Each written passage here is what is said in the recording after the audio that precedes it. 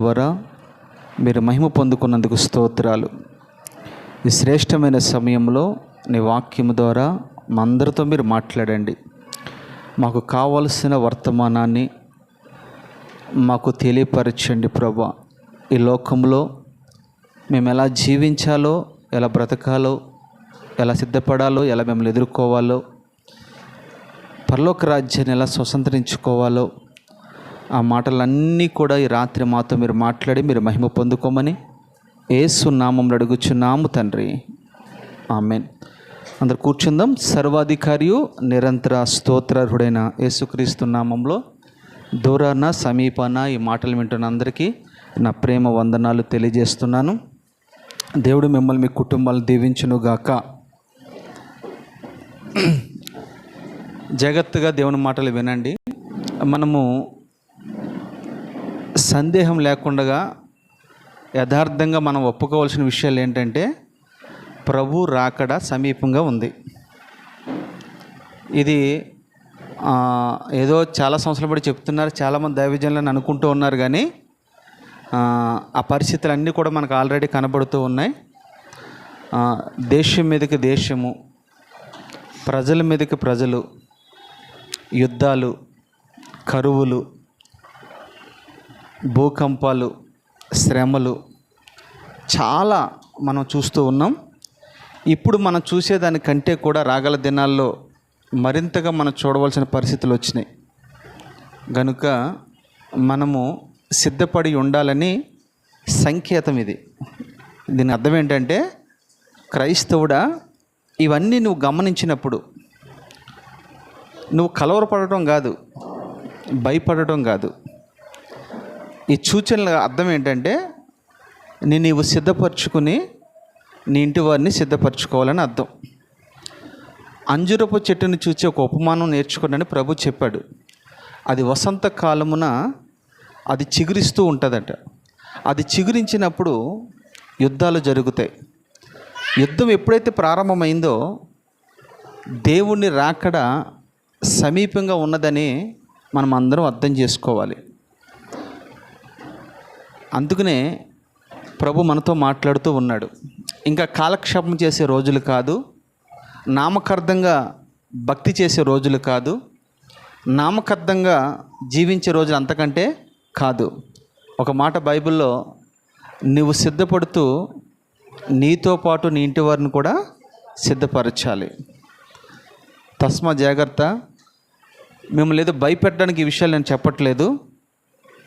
ఒకవేళ దేవుడు రాకడి రాత్రి వస్తే నీ ఇంటిలో ఎంతమంది ఎత్తబడతారు, ఎంతమంది విడిచిపెట్టబడతారు, సంఘంలో ఎంతమంది ఎత్తబడతారు, ఎంతమంది విడిచిపెట్టబడతారు అనేది ఆలోచన చేయాలని ప్రభుపేట మీకు మనవి చేస్తూ ఉన్నాను. మీ పరిశుద్ధమైన గ్రంథాలు తెరిచి ఒక వాక్యాన్ని చదువుకుందాం. సామెతల గ్రంథము 27వ అధ్యాయము మొదటి వాక్యాన్ని చదువుకుందాం. రేపుడు దినమును గూర్చి అతిశయపడకుము. ఏ దినమున ఏది సంభవించినో అది నీకు తెలియదు. చాలమ్మా. ఇక్కడ సామెతల ద్వారా ప్రభు మనతో మాట్లాడుతున్న మాట. ఈ మాటలు ఎవరు రాస్తూ ఉన్నారంటే, సొలొమోను రాస్తూ ఉన్నాడు. సొలొమోను మహాజ్ఞాని అని మనం చాలాసార్లు వింటూ వచ్చాం. కానీ ఆయన ఎంత జ్ఞాని అయినా పరిశుద్ధాత్మ దేవుని సహాయం లేనిదే ఏది కూడా బైబిల్లో రాయబడలేదు. అయితే ఇక్కడ జాగ్రత్తగా మనం వినవలసిన మాట ఏంటంటే, రేపటిని గూర్చి అతిశయపడకు. ఈ కడవరి దినాల్లో ఎక్కువ శాతం ఏం జరుగుతుంది అని అంటే, జ్ఞానం విపరీతంగా పెరిగిపోయింది, సంపదన కూడా విపరీతంగా పెరిగింది, స్థితిగతులు కూడా ఆటోమేటిక్గా మారిపోయినాయి. ప్రతి మనుషుడు దేవుని మీద ఆధారపడటం మానేసి తన వ్యక్తిగత జీవితం మీద ఆధారపడటం ప్రారంభించాడు. అంటే ఒక వ్యక్తి ఏ స్థితిలోకి దిగజారాడంటే, తనకంటే ఎవరు ఎక్కువ కాదని, ఒక మాటలో చెప్పాలంటే దేవుని కంటే మేము ఎక్కువ అన్నట్టుగా ఈ రోజుల్లో పరిస్థితులు మారిపోయినాయి. మేమే దేవుళ్ళము, మేమే దేవతలము, మేమే పరిపాలకులము అన్నట్టుగా పరిస్థితులు మారిపోయినాయి. ప్రతి ఒక్కరూ చిన్న స్థాయి మొదలుకొని పెద్ద స్థాయి వరకు, రాజు మొదలుకొని రైతు వరకు, జ్ఞానవంతుడు మొదలుకొని జ్ఞానం లేనివాడు వరకు మెట్టుకు వీళ్ళంతా కూడా ఏమైపోయిందంటే అతిశయపడుతూ ఉన్నారు. వాళ్ళకు కలిగిన స్థితిని బట్టి అతిశయపడుతూ ఉన్నారు. ఈ రోజుల్లో దేవుని కంటే ఎక్కువగా హెచ్చించుకుంటూ ఉన్నారు. అందుకని అంటాడు, రేపును గురించి నువ్వు అతిశయపడకు. అంటే అతిశయంలో చాలా రకాలు ఉన్నాయి. ఇప్పుడు నేను మీతో మాట్లాడతాను. మొదటగా మనం అర్థం చేసుకోవాల్సింది ఏంటంటే, రేపును గురించి అతిశయపడే వాళ్ళు అంటే వీళ్ళు. రేపుడు గురించి అతిశయపడే వ్యక్తి ఏం చేస్తాడంటే ధీమాగా బ్రతుకుతాడు. అవునంటారా కాదంటారా? ఎందుకంటే రేపు నేను బ్రతుకుతాను, రేపు నేను ఇది తింటాను, రేపు ఇది త్రాగుతాను, రేపు నేను ఇది అనుభవిస్తాను, రేపు నేను ఎక్కడికి వెళ్తాను అన్నట్టు ఆలోచన కలిగిన వాడే ఈ మాటలు మాట్లాడుతూ ఉంటాడు. ఏమని? రేపుని గూర్చి అతిశయపడకుము, ఏ దినమున ఏది సంభవించునో అది నీకు తెలియదు కదా. రేపు ఏం సంభవిస్తుందో మనకు తెలుసా? రేపటి వరకు ఎందుకండి, ఒక గంట తర్వాత, ఇప్పుడు మనం గడిపిన దేవుని సన్నిధిలో గడుపుతున్నాం. మనం ఇంటికి వెళ్ళిన తర్వాత ఎవరికి ఏం సంభవిస్తుందో ఎవరికి తెలియదు. ఉదాహరణకి మీకు ఒక మాట చెప్తా. ఒక ప్రొఫెసరు లంచ్ టైంలో ఇంటికి వచ్చి లంచ్ చేసి తన భార్యతో తన బిడ్డలతో ఒక మాట చెప్పాడట. మీరు జాగ్రత్తగా ఉండండి, నేను మళ్ళీ తొందరగా వస్తాను, వస్తూ పిల్లలకైతే నేను అది తీసుకొస్తానని చెప్పాడంట. భార్యకేమో నేను అవి కొనుక్కొస్తాను, షాపింగ్ చేసుకొస్తాను, అవి చెప్పి వెళ్ళాడట. వెళుతూ ఉన్నప్పుడు తను వెళ్ళే కాలేజీకి తన ఇంటికి మధ్యలో ఒక రైల్వే ట్రాక్ ఉంటుంది. ఆ ట్రాక్ దగ్గరికి వెళ్ళిన తర్వాత రైలు వస్తుంది అని సమాచారం తెలుసుకుని అక్కడ గేటు వేయబడడం జరిగింది. గేట్ ఎప్పుడైతే వేయబడిందో ట్రాఫిక్ జామ్ అయిపోయింది. ఆ ట్రాఫిక్ జామ్లో ఈ యవ్వనస్తుడు కూడా ఇరుక్కుపోయాడు. అంటే కాలేజీ ప్రొఫెసర్ ఇరికిపోయిన తర్వాత కొద్ది సమయం ఏం జరిగిందంటే అక్కడ అందరూ మూగిపోయారు. ఎందుకు మూగిపోయారని అంటే అక్కడ విచిత్రమైన సంఘటన ఒకటి జరిగింది.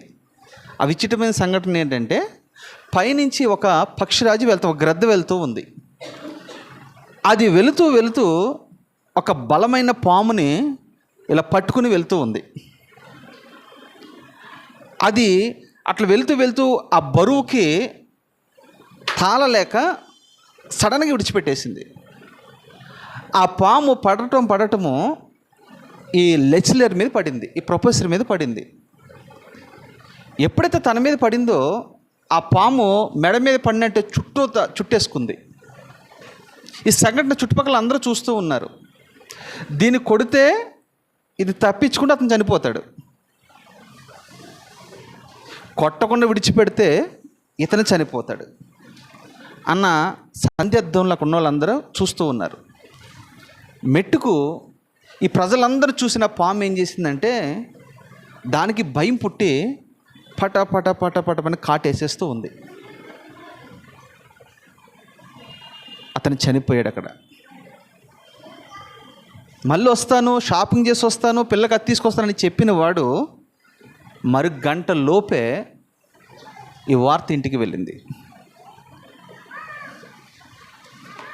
ఎందుకు విషయం మీకు చెప్పానో తెలుసా?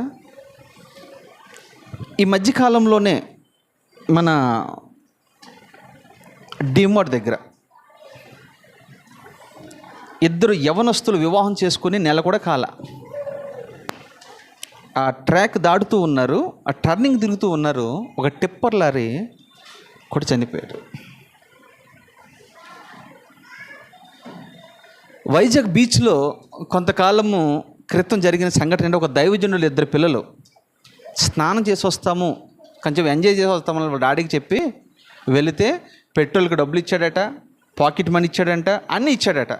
ఇచ్చిన తర్వాత మధ్యాహ్నం 3 గంటలకి వినకూడని వార్త ఒకటే ఆ దైవజనుడు విన్నాడు. వాళ్ళిద్దరూ చనిపోయారు. ఇలా చెప్పుకుంటూ పోతే ఎంతోమంది ఇంటి నుంచి బయటికి వెళ్తున్నారు, మళ్ళా తిరిగి వస్తారా లేదో నమ్మకం లేదు. రేపటి గురించి నువ్వు అతిశయపడొద్దు. మనం ఈరోజు బ్రతికి ఉన్నామంటే అది దేవుని కృప. ఎందుకంటే మనము నిన్నటి వారమే, ఈరోజు మనది కానే కాదు. రేపటి గురించి అతిశయపడుతూ ఉన్నారు. అందుకని అంటాడు, రేపటి గురించి నువ్వు అతిశయపడకము, ఏ దినమును ఏది సంభవించినో అది నీకు తెలియదు. అసలు ఈరోజు ఏది సంభవిస్తుందో మనకు తెలియదు. సడన్గా గుండెపోటు రావచ్చు, కడుపు నొప్పి రావచ్చు, ఏదైనా జరగవచ్చు. కానీ మన ప్రతి క్షణము కూడా దేవునికి కృతజ్ఞతాస్తుతులు చెల్లిస్తూ బ్రతకాలి. నేను ఇలా ఉన్నానంటే నీ కృప ప్రభా. మీరు ఎన్నో ఊర్లు ప్రయాణం చేసి వస్తూ ఉన్నారు. నిజంగా మీరు సజీవ లెక్కలో ఉన్నారంటే దేవుడు ఇంకా మీ పట్ల ఎంత కృపా, శాంతము, దయ చూపిస్తున్నాడో ఆలోచన చేయండి.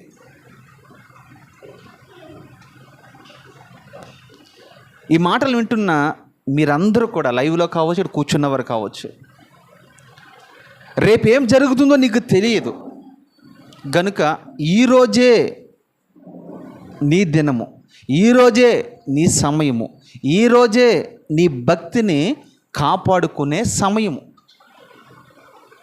ఈ రాత్రి నువ్వు నెమ్మదిగా పరిశీలన చేసుకో. నేను ఇలా ఉన్నాను అని అంటే, ఇంకా దేవుడు అవకాశం ఇస్తూ ఉన్నాడంటే దానికి అర్థమేంటో తెలుసా? నిన్ను ఇంకా ప్రేమిస్తూ ఉన్నాడు. ఎందుకు ప్రేమిస్తూ ఉన్నాడు అని అంటే, నిన్ను ఆయన రాజ్యంలోకి చేర్చుకోవడానికి. చాలామంది రేపటి దినం ఇచ్చారంటే ఏం చేస్తామంటే, మనకున్న ఆలోచన శుభ్రంగా తింటాం, తాగుతాం, ఎంజాయ్ చేస్తాం, ఇవన్నీ చేస్తూ ఉంటాం. మరొక అవకాశం, గ్రేస్ పీరియడ్ అంటారు దాన్ని, మరొక అవకాశం దేవుడు నీకు ఇచ్చాడు, మరొక దినం దేవుడు నీకు ఇచ్చాడు. ఎందుకని? ఈ దినంలో నువ్వు సరి చేసుకుంటావని, ఈ దినములోనే నువ్వు మారు మనసు పొందుతావని. అంటే ఈ రాత్రే, రేపు రాత్రి గురించి కాదు నేను మాట్లాడేది, రేపు ఉదయం గురించి కాదు నేను మాట్లాడేది, ఈ రాత్రే ఏదైనా నీలో తప్పుదమ్ములుంటే సరి చేసుకుంటావని, ప్రభు దగ్గర నీ పాపములు ఒప్పుకుంటావని. రేపటి గురించి మనము అతిశయ పడకూడదు. ఏ దినమున ఏమి సంభవించినో అది నీకు నాకు తెలియదు. ఎవరికి తెలుసు? మరి ఇది దేవునికే తెలుసు, మనకేమీ తెలీదు. నువ్వు ఎంత జ్ఞానవంతుడివైనా నీకేం జరుగుతుందో తర్వాత నీకు తెలియదు. ఒక గంట తర్వాత ఏం జరుగుతుందో నీకు తెలియదు. తెలుసా? తెలియదు. తస్మాత్ జాగ్రత్త. వాక్యము మనకు వార్నింగ్ ఇస్తుంది. రేపటి గురించి నువ్వు అతిశయపడకు. ఇచ్చిన సమయమును సద్వినియోగపరుచుకుని సిద్ధపడమనే వాక్యము సెలవిస్తుంది. నెంబర్ 1. నెంబర్ 2గా చూస్తే కీర్తనల గ్రంథము. అసలు దేన్ని బట్టి అతిశయపడుతున్నారు ఇంకా అని ఆలోచన చేస్తే, కీర్తనల గ్రంథము 20వ అధ్యాయము 7వ వాక్యం.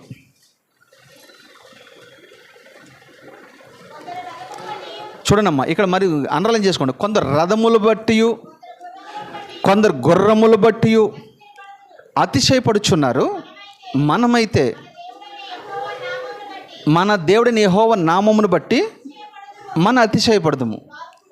చూడండి, వారు కృంగి నేల మీద పడి ఉన్నారు, మనం లేచి చక్కగా నిలబడి ఉన్నాము. దేవునికి మహిమ కలుగును గాక.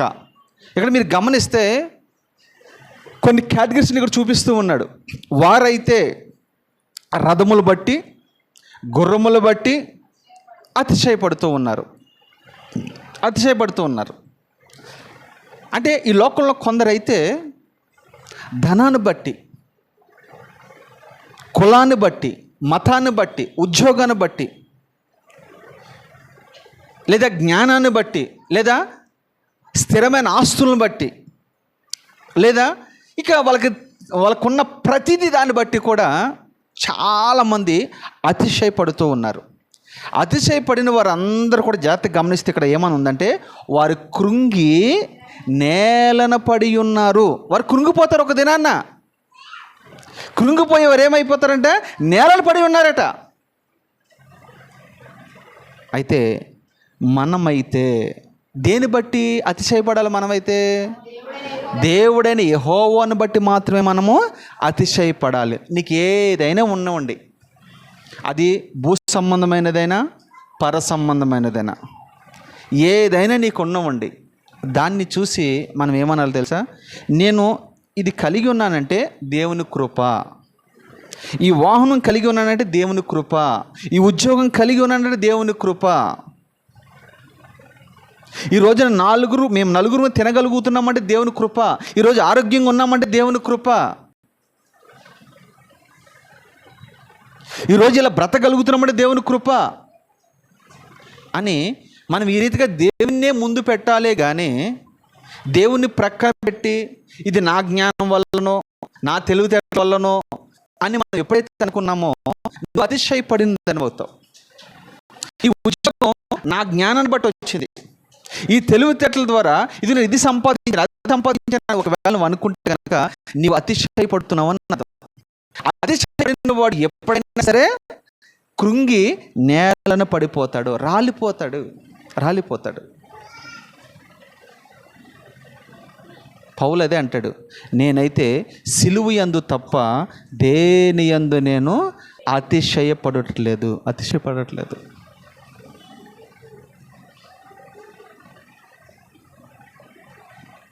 అలా కృంగి నేలను పడి ఉన్నారు. మనమైతే చక్కగా నిలబడి ఉన్నామా లేదా? చక్కగా నిలబడి ఉన్నాము. తస్మా జాగ్రత్త, దేని విషయంలో నువ్వు అతిశయపడకూడదు. నిన్నటి దినము మనది, ఈ దినం ఇంకా మనది కాదు. 2 విషయాలు మీకు అర్థమైనాయి. 3వ విషయం కూడా చదువుతాను చూడండి. యాకోబు పత్రిక 4